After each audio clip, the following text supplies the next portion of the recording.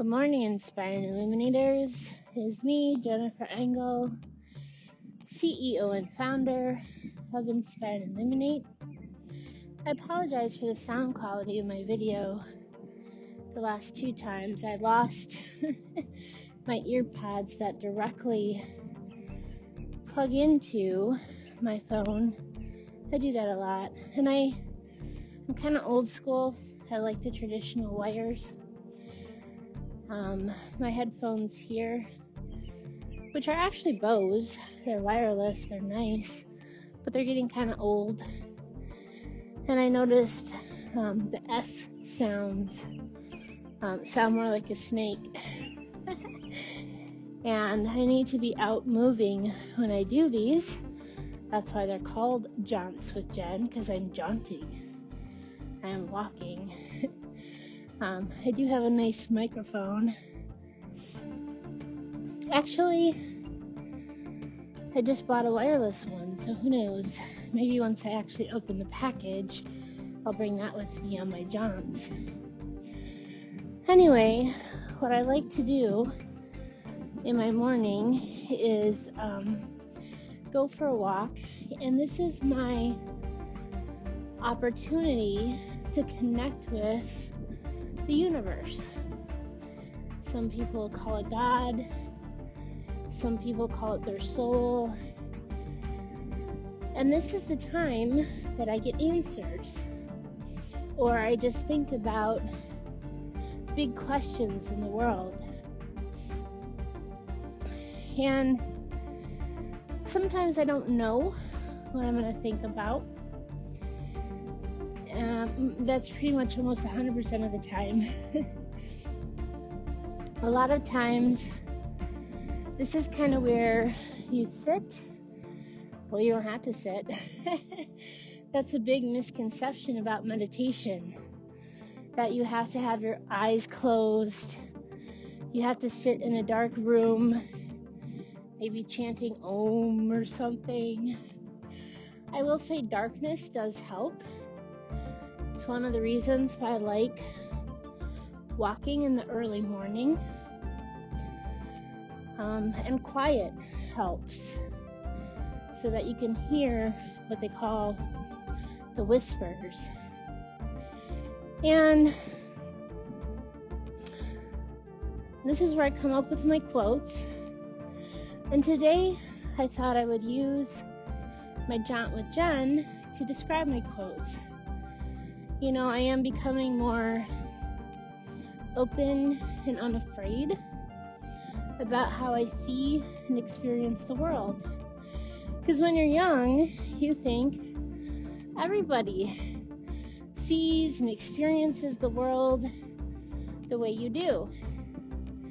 And the older you get, the more you go, whoa, that is so not true. And I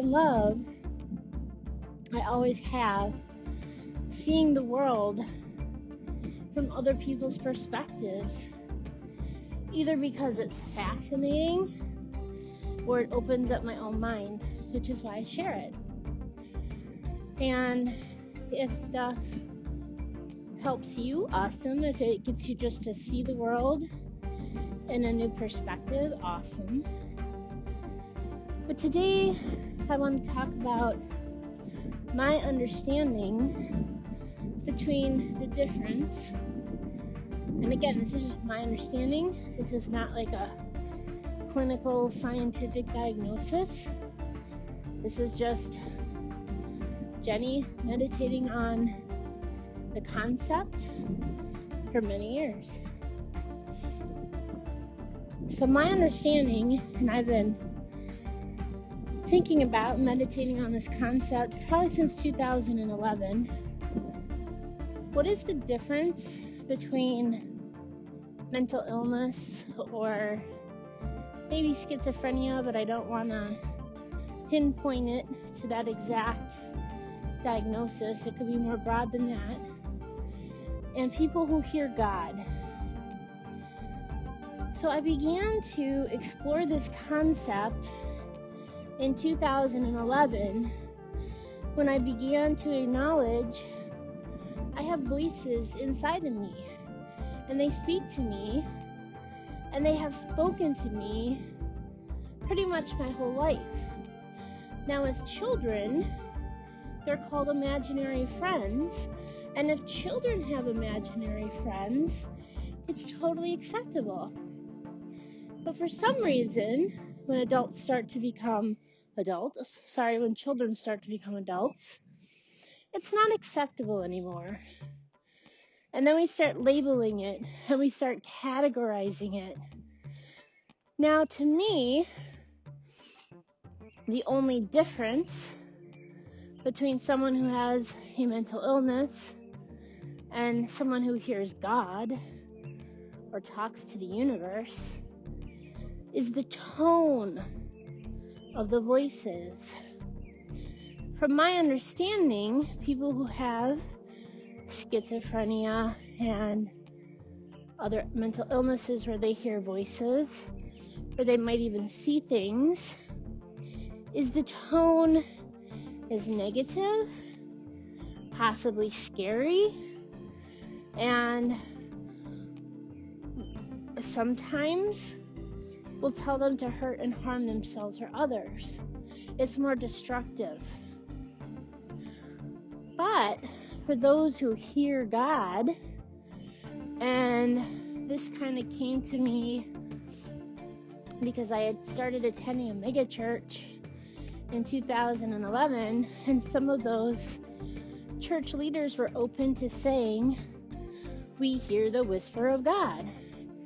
And that is when I started thinking, well, what's the difference between someone who can hear God and someone who might be diagnosed with, oh, you hear voices, that's bad. And I came to the conclusion that it's tone, that the only difference is tone. So as we get older, if the voices become malevolent, then people start to be diagnosed with mental illnesses. And if the tone of the voices is benevolent, then people start to be, well, some people still might start to be categorized as a little crazy, but other times they are labeled as having spiritual gifts. So I'm talking about this because I've also contemplated and meditated upon my understanding of how consciousness works, how memory works, my own life. I was an only child. My mom didn't really want me to be an only child. That's just the way the universe worked. And when you're an only child, when you're younger, you kind of struggle with it a little bit. But I came to this place of peace where, and sometimes I hear people say, oh, they're an only child. Like, that's a bad thing. But being an only child, and more specifically a sick only child for many years, I have had a much longer time of peace and quiet and reflection on life than most people.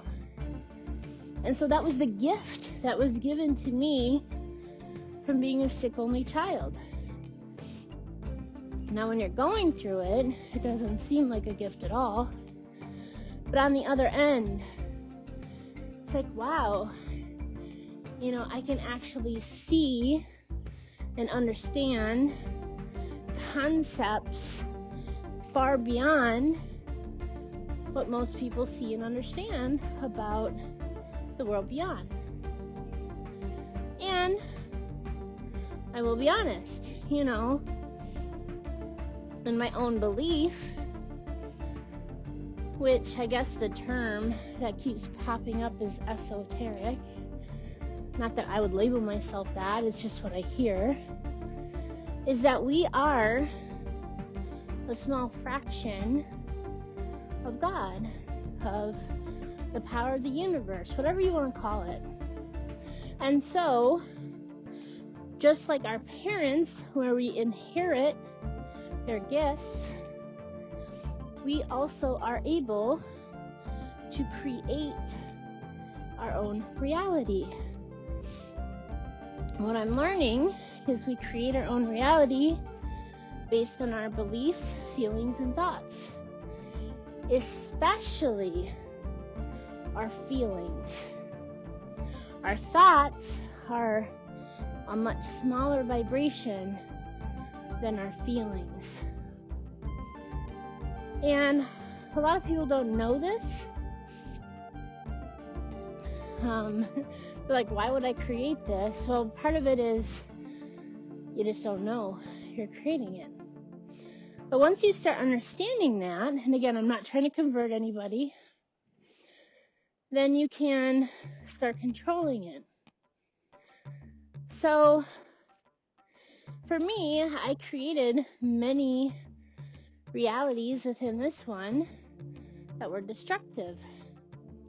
Because I had fear, because I had insecurity. My feelings were creating more of those experiences because I believed in those things. But when I started to take back control of my thoughts and my feelings and my emotions, starting at the end of my cancer treatment, so 2014, 2015, I'm starting to create more peace, more harmony, more health, more abundance, more joy. And a big part of that treatment, getting there, was listening to these internal voices. Now, I've also said people need to be careful when they start meditating. Everybody's like, ooh, let's meditate, let's get into a state of bliss.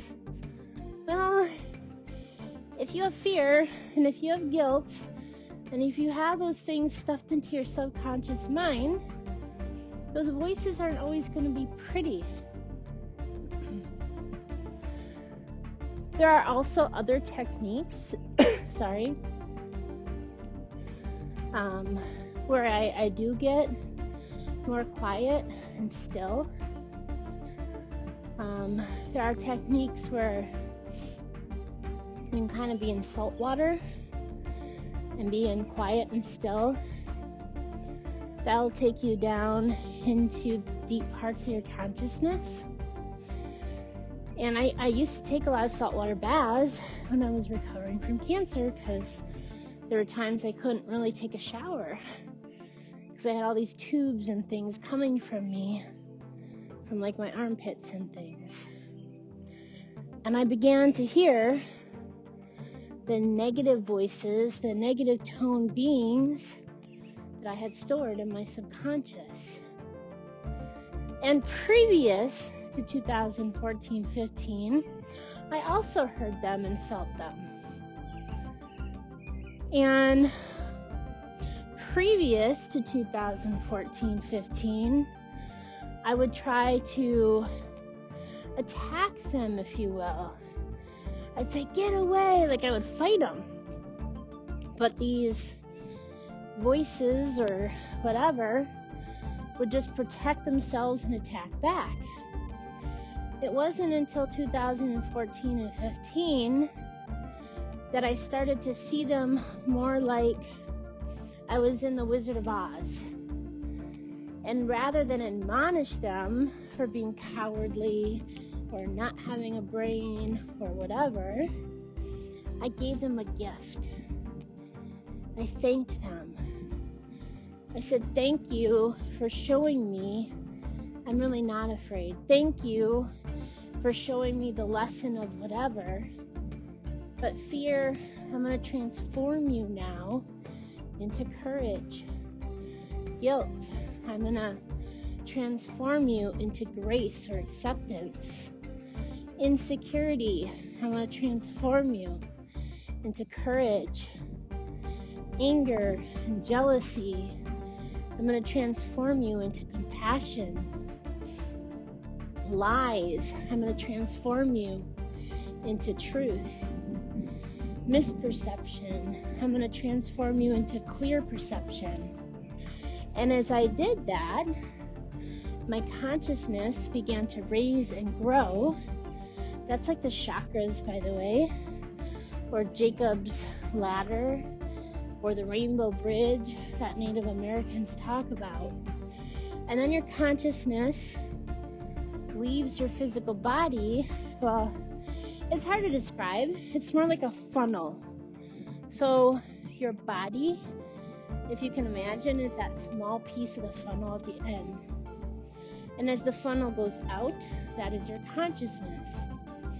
And then you can reach God consciousness, galactic consciousness, universal consciousness. But anyway, the only difference for me between mental illness and people who hear God is the tone. Now, there are ways to try to handle it. And if you've been listening to me, or if you haven't, what I say is that you need to work with your 4 major body systems in order to try to heal as much as possible. And some people, I'll try to find her name and her video, and if I have time, link it below, get to the point where their voices or their images are never going to go away, but they at least learn coping strategies of how to deal with them. So, if the voices are malevolent or bad, and in addition, there's always a different combination and percentage. It's almost like your consciousness is a soup, and it's got a whole bunch of benevolent, malevolent, positive, negative, neutral, and everything in between mixed in there. And some people's percentages are higher one way or the other. And what I found is if you can get more neutral, more calm, more peaceful, more content, use your logic and your heart, take care of your physical body, your mental body, your emotional body, and your spiritual vibrational body, or your subconscious, then you yourself will be more balanced and will be more stable. So my quote this morning, and I think about my understanding. There's been death around me. I also watched Surviving Death, I think, on Netflix. And then also just my own learning and understanding of consciousness and spirit. So trees are very symbolic for me. Also, they are in the Bible, the tree of life. They're in many cultures. So my understanding is the trunk is the collective conscious. The total of God, unity, if you will. And I do think that the movie Soul that just recently came out kind of has the same concept to it. That when someone passes, they go back and they join that unity, that whole consciousness. That on one hand, and if you've listened to me or haven't listened to me, I also say we live in the juxtaposition. On one hand, we are unified. We are a cell or a leaf or a branch on that whole tree. But we perceive ourselves as, let's say, the leaf. We sometimes don't see or understand that we are connected to the whole tree. So, being an only child, and even, with my family, And even in my consciousness, I tend to be alone when I go off to my island. I really can't explain it. I tell my son, it's kind of like everyone has their own Neverlands, and they probably have multiple Neverlands, but there might be like one main Neverland that you go to. You can think of it like your daydreams, where your consciousness goes to when you're at work or you're in a situation that you don't want to be in. And even when I'm there, I'm alone. And it's not sad alone. And it's interesting, we were talking about a student of mine who had autism, and many autistic people, like on one hand, there's a balance, right? Like if we were always alone, that is kind of sad, and we don't always want to be alone. But it's kind of like I'm satisfied being alone, and I need alone time like 50 to 60 to 90% of my time. And then I like connecting with others. It depends on the day. 0, 5, 10, 50% of my time. So we were talking about a student with autism, and he was really happy just kind of being in his own little world. And what I found is, even though it seems like I am alone, I'm never alone. I always have those voices inside of me. And so that's where my quote came from today. Maybe I'm alone. Maybe I see myself closer to the trunk of the tree, where there might only be a couple branches springing from me, if you will, because this world in my mind is the fragmented world. It's where we're like separate and apart. And maybe I don't want to be separate and apart from the people I love, from these consciousnesses that maybe I have gathered. Maybe they're past me's. Maybe they are other relatives. I don't have all the answers. And my also belief is that the people around me are a reflection of me. And so if I'm around you and you are in my physical world, I will often ask myself, what part of me are you? You know? So maybe I like to be alone because I don't want to be separated from the people and things that I love. So anyway, I just thought I would explain that. Maybe just to open up somebody's way of thinking. Maybe just to have someone else see a different perspective and say, wow, that's interesting, even if they don't believe it at all. And also just to give my understanding of the difference between people who might be diagnosed with mental illness versus those who fear God. You know, I actually thought because I heard voices, I needed to be evaluated. And in 2011, I did go see a psychiatrist. I met with, and this is a story for another day, an atheist minister. And the psychologist said, I'm surprised you're doing as well as you are with everything you've been through. And the atheist minister said, well, your voices aren't telling you to go kill puppies or anything. They actually sound like unconditional love. So if you put that out into the world, it's only going to help serve the world. It's not going to hurt it. And then I also heard another minister say, if God is my imaginary friend, it's the best one I ever had.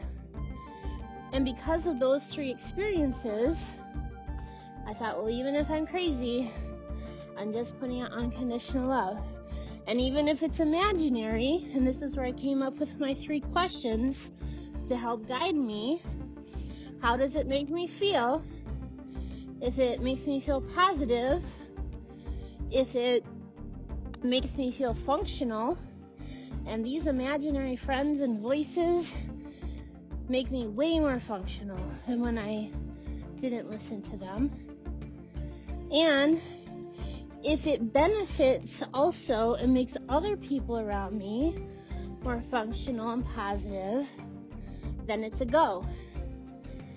So that's my 3 guiding questions in life whenever I think about anything. So I hope that this has helped someone today, so you can use your own beliefs and thoughts that hopefully are positive to first help yourself and then help those around you. Because now, more than ever, the world needs it, and it needs you. Peace and blessings.